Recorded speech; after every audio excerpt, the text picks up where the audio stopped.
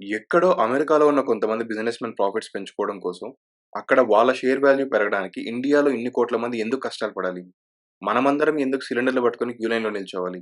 ఇలా హోటళ్లు మూసుకొని చిన్న చిన్న వ్యాపారాలని ఎక్కడికక్కడ నష్టాలు తెచ్చుకుంటూ, ఎంతోమంది రోజువారీ సంపాదన పోగొట్టుకొని, కనీసం ఇంట్లో వాడుకోవడానికి గ్యాస్ సిలిండర్ రీఫిల్ బుక్ చేసుకోలేక, ఉన్న గ్యాస్ ఎప్పుడైపోతుందో తెలీక, పోనీ ఈ ప్రాబ్లమ్ ఎప్పుడు ముగుస్తుందో కనీస క్లారిటీ లేక 3 వారాలుగా టెన్షన్‌తో గడిపే పరిస్థితికొచ్చాం మనం. ఇలా ఎందుకవుతుందో కూడా మనకు అసలు నిజం తెలియనివ్వకుండా ఆ న్యూస్‌ని అలాగే హైడ్ చేసి, ఏమీ తెలియనట్టు అసలు సంబంధమే లేనట్టు సైలెంట్‌గా వాళ్ళ పని చేసుకుంటూ వెళ్ళిపోతున్నారు ఈ అమెరికన్ ఆయిల్ మాఫియా. ఇక్కడ చూస్తే కొందరు పానిక్ అయిపోయి వాటర్ ట్యాంకుల్లో, ప్లాస్టిక్ క్యాన్స్‌లో ఫ్యూయల్ నింపుకొని స్టాక్ పెట్టుకుంటున్నారు. ఎందుకంటే ఈ గ్యాస్ సిలిండర్ ఇష్యూ తర్వాత ఇంకో కొత్త టెన్షన్. ఫ్యూయల్ ప్రైస్‌లు బాగా పెరిగిపోతాయని. ఈ వార్ ఎందుకు, ఏంటి, ఎవరు కరెక్ట్, రాంగ్ అని కూడా వద్దు. ఇరాన్‌కి, ఇజ్రాయెల్‌కి పడదు. వాళ్ళకి సిద్ధాంత విభేదాలున్నాయి. ఇవన్నీ ఎప్పటినుండో ఉన్నవే. అయితే ఈ ట్రంప్ ఉన్నారుగా, ఆయన లీడ్ చేస్తున్న అమెరికన్ గవర్నమెంట్ ఇజ్రాయెల్‌తో కలిపి 28 ఫెబ్ 2026న ఇరాన్‌పై అటాక్ చేసి, వాళ్ళ సుప్రీం లీడర్‌ని చంపేసింది. అప్పటి నుండి ఈ వార్ స్టార్ట్ అయింది.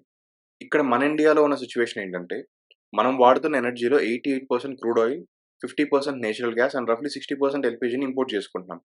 ఈ 60% ఎల్‌పీజీలో 90% ఇంపోర్ట్ అయ్యేది ఈ స్ట్రెయిట్ ఆఫ్ హోర్ముజ్ అనే సీ రూట్ ద్వారా. ఇది ఇరాన్ కంట్రోల్‌లో ఉంటుంది. ఇరాన్ వాళ్ళు చూస్తే మాకు ఎనిమీస్ అయినా కాకపోయినా, మా ఎనిమీస్‌కి సపోర్ట్ చేసేవాళ్ళు లేదా ఏమి మాట్లాడకుండా సైలెంట్‌గా ఉండే అన్ని కంట్రీస్ మీద ఈ వార్ ఎఫెక్ట్ పడాలి అని ఈ ప్యాసేజ్‌ని బ్లాక్ చేసి ఉంచారు. ఇండియాలో యావరేజ్‌గా రోజుకి 90,000 టన్స్ ఎల్‌పీజీ గ్యాస్ యూజ్ చేస్తున్నాం. ఇరాన్ వాళ్ళు మొన్న ఒక 2 వెసెల్స్‌ని అలో చేశారు ఇండియాకి. ఈ 2 వెసెల్స్ కూడా హార్డ్‌లీ 2 డేస్‌కి సరిపడే ఇంపోర్ట్స్ అంతే. రోజుకి ఆల్‌మోస్ట్ 55,000 టన్స్ మనం ఇంపోర్ట్ చేసుకుంటున్నాం.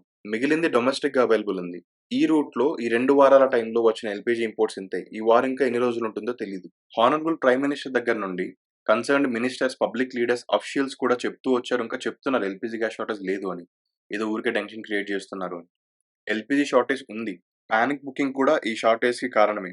ఎవరైనా పబ్లిక్ రిప్రజెంటేటివ్స్ లేదా గవర్నమెంట్ అఫీషియల్ షార్టేజ్ లేదని చెప్తున్నప్పుడు, విత్ డేటా అండ్ అష్యూర్ చేసే ఫ్యాక్ట్స్ ప్రెజెంట్ చేసి, క్రైసిస్ రాదు అని కాన్ఫిడెంట్‌గా చెప్పి డిస్ట్రిబ్యూషన్ ఛానెల్స్‌పై మానిటరింగ్ పెంచి, ఇంకా కేర్‌ఫుల్‌గా కాస్త ముందు చూపుతో ప్లాన్ చేసుకొనుంటే, పరిస్థితి ఇక్కడి దాకా వచ్చేది కాదు గదా!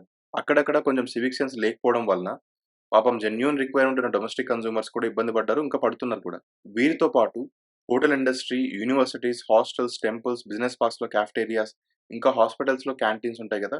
అక్కడ కూడా ఇబ్బంది పడక తప్పలేదు. ఇప్పుడు ఈ ప్రాబ్లమ్‌కి టెంపరరీ సొల్యూషన్‌గా చాలామంది ఇండక్షన్ స్టవ్స్‌కి, ఎలక్ట్రిక్ కుక్కర్స్‌కి షిఫ్ట్ అయ్యారు. ఇంకొందరు కట్టెల పొయ్యలతో ఏదో ఒక ఆల్టర్‌నేట్ మెథడ్ చూస్ చేసుకొని పాపం మేనేజ్ చేస్తున్నారు. అవి కూడా టెంపరరీ రిలీఫే. ఇది ఇంకా ఎన్ని రోజులు ఉంటుంది అని ఎవరు కరెక్ట్‌గా చెప్పలేకపోతున్నారు. గ్యాస్ డిస్ట్రిబ్యూషన్ వాళ్ళేమో పానిక్ బుకింగ్ ఎక్కువగా ఉంటుంది. అందుకని వెయిట్ టైమ్ కూడా పెంచేసామని చెప్తున్నారు. మీకు అవసరమైనంత వరకు ఒక బ్యాకప్ సిలిండర్ పెట్టుకొని, కాస్త పొదుపుగా వాడగలిగితే అందరికీ మంచిది. ఊరికే స్టాక్‌లవి పెట్టొద్దు.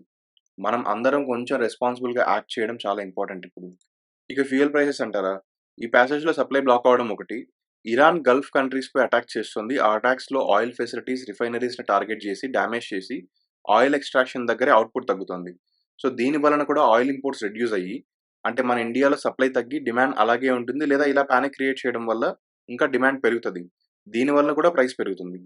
నిన్న అంటే 28 మార్చ్ 2026న ఖతార్ ఎనర్జీ సీఈఓ ఇచ్చిన స్టేట్మెంట్ ఇది. ఇరాన్ చేసిన అటాక్‌లో 5 ఇయర్స్ వరకు సప్లై ఎఫెక్ట్ అవుతుంది అని. అయితే ఈ గ్యాప్‌లో చాలా లెజిట్‌గా, అఫీషియల్‌గా ఎవ్వరు క్వెషన్ కూడా చేసే అవకాశం ఇవ్వకుండా, ఓపెన్ సీక్రెటే కానీ మనం ఎవరు అటెన్షన్ పే చేసే ఛాన్స్ కూడా ఇవ్వకుండా, చూడండి మన Trump and gang of American oil mafia ఏం చేస్తున్నారు. నేనిక్కడ ఏది ఇంప్లికేట్ కూడా చేయట్లేదు. జస్ట్ ఈ ఈవెంట్స్ జరిగిన టైమ్ లైన్ మాత్రం చెప్తున్నానంతే. 3 జాన్ 2026న వెనెజుయలా ప్రెసిడెంట్‌ని క్యాప్చర్ చేసింది అమెరికా. ఇదే రోజు ఈ ఇన్సిడెంట్ తర్వాత ట్రంప్ ఇచ్చిన స్టేట్మెంట్‌లో ఏం చెప్తున్నాడంటే, అమెరికన్ ఆయిల్ కంపెనీస్ వెనెజుయలాకెళ్తే అక్కడ బిజినెస్ చేస్తాయని చెప్తున్నాడు. 28 ఫెబ్ 2026న యూఎస్ అండ్ ఇజ్రాయెల్ కలిసి ఇరాన్‌పై అటాక్ చేసి వార్ స్టార్ట్ అయింది. అండ్ 28 ఫెబ్ 1 మార్చ్ అప్పటి నుంచి ఇరాన్ వాళ్ళు ఈ స్ట్రెయిట్ ఆఫ్ హోర్ముజ్‌ని బ్లాక్ చేశారు. అండ్ మార్చ్ ఫస్ట్ వీక్ అప్పటి నుంచి ఇండియాలో ఎల్‌పీజీ క్రైసిస్ స్ట్రాంగ్‌గా ఉంది. 8 మార్చ్ 2026 అప్పటికి 4 ఇయర్స్‌లో ఎప్పుడు లేని విధంగా ఆయిల్ పర్ బ్యారెల్ $126 అయింది. అండ్ కాన్స్టెంట్‌గా ఈ మొత్తం టైంలో అమెరికన్ గవర్నమెంట్ ట్రంప్ వాళ్ళు అడుగుతున్నదేంటంటే, ఇండియా వెనిజులా నుంచి ఆయిల్ తీసుకోవాలి. ఇరాన్ అండ్ రష్యా నుంచి కొనకూడదు అని. అలాగే చైనా అండ్ ఇండియాని వెనెజుయలన్ ఆయిల్‌లో ఇన్వెస్ట్ చేయమని చెప్తున్నారు. ఇందాక నేను చెప్తున్నప్పుడు ఖతార్‌పై ఇరాన్ చేసిన అటాక్‌లో ఎల్ఎన్‌జీ ఫెసిలిటీస్ డ్యామేజ్ అయ్యాయి అన్నాను గదా! అందులో major US oil company exon వాళ్ళు కూడా పార్ట్నర్. ఇలాంటివి చాలానే ఉన్నాయి. ఇప్పుడు కూడా మీరిది ఓన్లీ ఇరాన్, ఇజ్రాయెల్ వార్ అని అనుకుంటున్నారా? అమెరికాకి, అమెరికన్ ఆయిల్ కంపెనీస్‌కి అసలు సంబంధం లేదని అనిపిస్తుందా? ఈ క్రైసిస్ గురించి ఎందుకు ఎవరు ఏమీ గెస్ చేయలేకపోతున్నారంటే ఇందుకే.